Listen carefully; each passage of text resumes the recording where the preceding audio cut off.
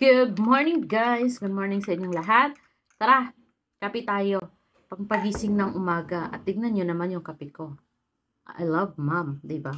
Anyway, ang daming nagtatanong kung paano mag-remix ng videos, mga reels ko na reels, magiging reels ninyo.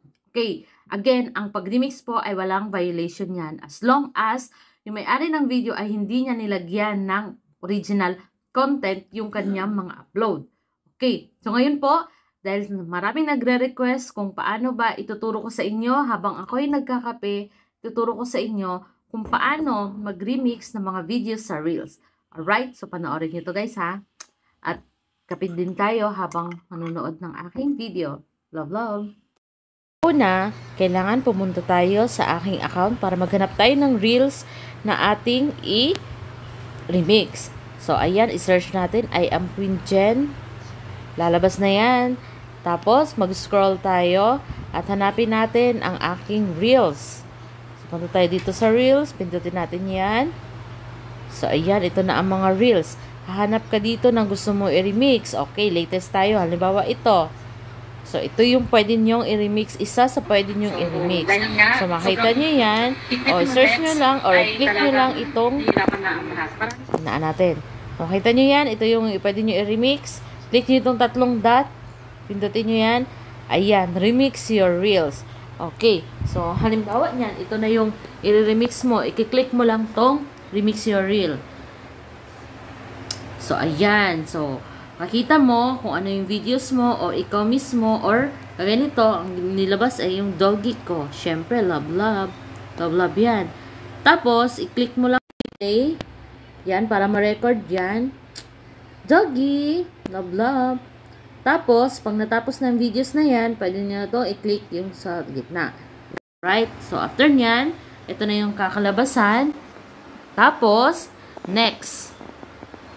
Or bago ka mag-next, pwede ka maglagay ng title. Halimbawa, dito, oh, remix. Remix with Queen Jen. Oh, yan. Pwede nyo gawing title yan. Okay, gusto nyo lagyan ng kulay. Pwedeng ganyan. Alright, done. O, pwede nyo dyan ilagay. Pwede nyo ilagay dyan sa taas. So, depende sa inyo. Halimbawa, dyan ko nilagay. Okay? So, next natin. Tapos, upload na yan. So, lalagyan nyo na lang ng title dyan. Remix with Queen Jen. O, ayan. Or pwede nyo ilagay, o kahit anong title. Halimbawa, ilagay nyo, wag sumuko. O, yan. O, wag sumuko. Blah, blah, blah. So, syempre, huwag kalimutan ang hashtag.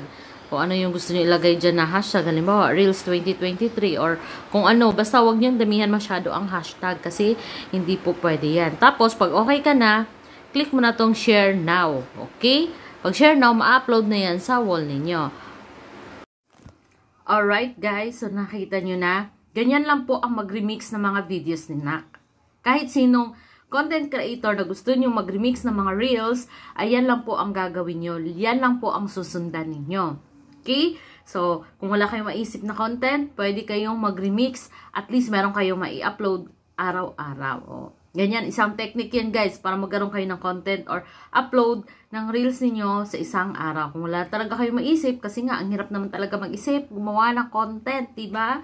O, ayan, yan po ang tip ko sa inyo. Pwede kayong mag-remix at yan po ang guide na pwede nyong gawin.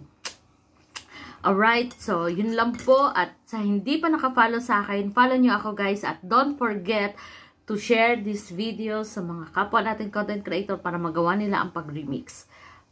Kape-kape. Love, love. Alright.